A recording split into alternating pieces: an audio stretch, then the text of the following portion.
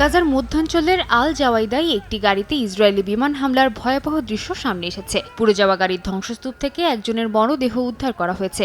একই দিনে খান ইউনিসের পশ্চিমে আল মাওয়াসি এলাকায় ইসরায়েলের গুলিতে আহত হয়েছেন আরও কয়েকজন ফিলিস্তিনি। গাজা সিটি ও জাবালিয়াতেও গোলাবর্ষণের খবর পাওয়া গেছে। যুদ্ধবিরতি কার্যকর থাকলেও প্রতিদিনই এমন হামলা চালিয়ে যাচ্ছে নেতানিয়াহু বাহিনী।